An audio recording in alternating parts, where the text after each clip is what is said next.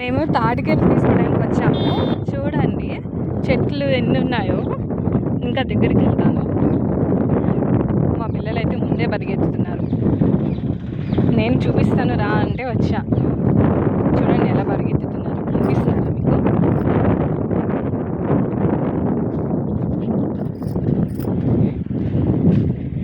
తాటికాయలు మంచిగా కింద పడిపోయి ఉంటాయి. అసలు ఎంత బాగుందో ఈ క్లైమేట్.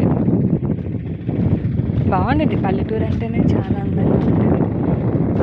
ఇక్కడ అన్నీ మంచిగా చెట్ల నుంచి మనం తీసుకొని చేసి తినచ్చు. బయట ఉన్నవి కాకుండా పల్లెటూరులో ఏంటంటే ఒకటే వేసుకొని మంచిగా మనకు నచ్చినవి దొరుకుతాయి, తినచ్చు, ఆరోగ్యంగా ఉండొచ్చు. చూడండి కాయలు ఎన్ని పడిపోయి ఉన్నాయో. వీటిలో అన్నీ పనికిరావు. మనం ఈరోజు పడిన కాయలు చూసి తీసుకోవాలి. ఇది కొంచెం 2 రోజుల ముందు అలా పడిపోయి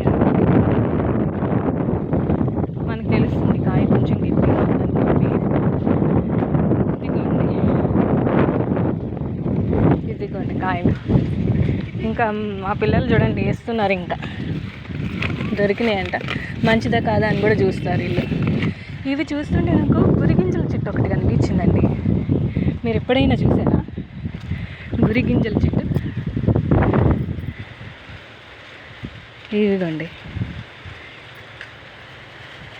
భలే అండి. అసలు ఇప్పుడు కనపడట్లా. బయట కొనాలంటే ఎంత కాస్ట్ ఉంటాయో అండి ఇవి అయితే. గురిగింజలు అయితే ఎంత బాగుంది చూడండి. గుచ్చుకుంటున్నాయండి. ముళ్ళు ఉన్నాయి. వేరే చెట్టు ఏదో ఉంది.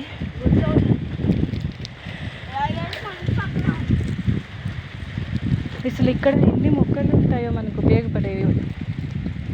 బాగుంది గురిగింజలు. ఎట్లా మనకి ఎలా తెలుస్తుంది మంచిది ఏది అనేది? ట్యాప్ చేసి స్మెల్ చూడా.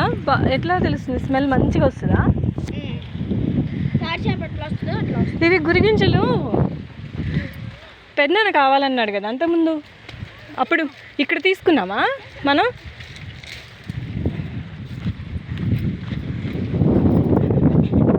చూడండి చూడండి ఎన్ని ఉన్నాయి కాయలు. ఇక్కడ ఎన్ని పడిపోయింది చూడండి. అసలు అక్కడైతే చూడండి. మా అబ్బాయి చూడండి మంచి స్మెల్ చూసి కాయ మంచిదే కదా అని చూస్తున్నారు. చూడండి తాటి చెట్లు. ఇక్కడ గురిగింజల చెట్లు కూడా ఉన్నాయండి.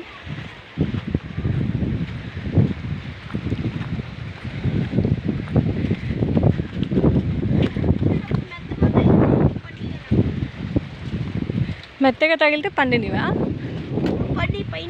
ఇప్పుడు పడింది. అది ఎలా తెలుస్తుంది? మెత్తగానా? ఇన్ని పడిపోయి ఉన్నాయి చెట్ల కింద. అయ్యో చూడండి అవన్నీ దూరంగా కనిపిస్తున్నాయి చూడండి. అవన్నీ తాటి చెట్లే. మేము అంత దూరం అయితే వెళ్ళట్లేదు. ఇక్కడే ఉన్నాయి మాకు కావాల్సినవన్నీ. సో మేము అన్నీ ఇక్కడే తీసుకుంటాం. ఆల్రెడీ ఇంట్లో ఉన్నాయి. నేను ఆల్రెడీ అది పోస్ట్ చేశాను. అవి ఆ రోజు మార్నింగే తీసుకొచ్చారు పిల్లలు. మళ్ళీ వెళ్దాము చూపిస్తాను అంటే నేను కూడా వచ్చా.